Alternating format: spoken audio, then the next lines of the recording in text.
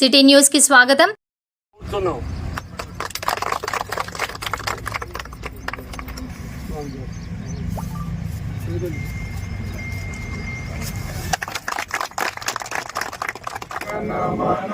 వినాయక జయ హే భారత బంధు గుజరాట మరాఠ ద్రావిడ ఉచ్చల మామి జాగే తమశుభాశిష మాగే రాధే కవ జయ జై తెలంగాణ జై తెలంగాణ తెలంగాణ అమర వీరులకు జోహార్ జోహార్ తెలంగాణ అమర వీరులకు జోహార్ జోహార్.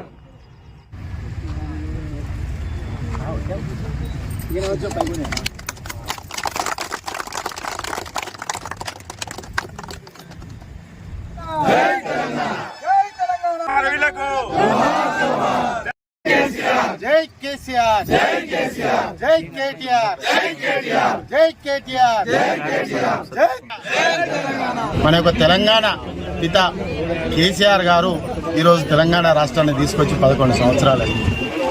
మరి ఈ రోజు ఏం జరుగుతున్నది? తెలంగాణ రాష్ట్రం వచ్చిన తర్వాత రాక్షసుల పాలైపోయి ఈరోజు ప్రతి అంశంలో ప్రజలకు ఇచ్చినటువంటి మోసాలు, ప్రజలకు ఇచ్చినటువంటి హామీలన్నీ మోసాలు చేసుకుంటూ ఈరోజు ప్రజలకు అన్యాయం చేయడం జరుగుతున్నది. దానికోసమే ఒక ప్రజా ఉద్యమం, మరో ప్రజా ఉద్యమం కేసీఆర్ గారి నాయకత్వాన జరగబోతుంది. ఖచ్చితంగా ప్రజలందరూ కూడా ఈరోజు కేసీఆర్ గారి మీద, కాళేశ్వరం మీద నోటీసులు ఇవ్వడం జరిగింది. నేను ఒకటే చెప్తున్నాను, భగవంతుణ్ణి ఏ విధంగానైతే అనుమానిస్తావో నువ్వు కేసీఆర్ గారిని కూడా ఆ విధంగానే అనుమానిస్తున్నావు. ఖచ్చితంగా దాని యొక్క క్లారిఫికేషన్, తనకు ఏ విధంగా ఆన్సర్ చేయాలనే తనను పిలుస్తొస్తలేడు.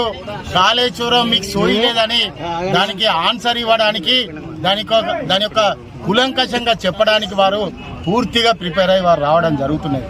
కాబట్టి మేము ఒకటే చెప్తున్నాం, ఈరోజు ఇంత ఉత్సాహంగా ప్రభుత్వం లేకున్నా కార్యకర్తలందరూ కూడా ఈరోజు పార్టీని పట్టుకొని ఇలా 3000 మంది కార్యకర్తలతోటి ఈ నియోజకవర్గంలో ఈ జిల్లా జెండా ఆవిష్కరణ జరిగింది అంటే ఈరోజు మాకు చాలా సంతోషంగా ఉంది. కాబట్టి రాబోయే రోజులలో మాకు కార్యకర్తే ప్రాధాన్యం.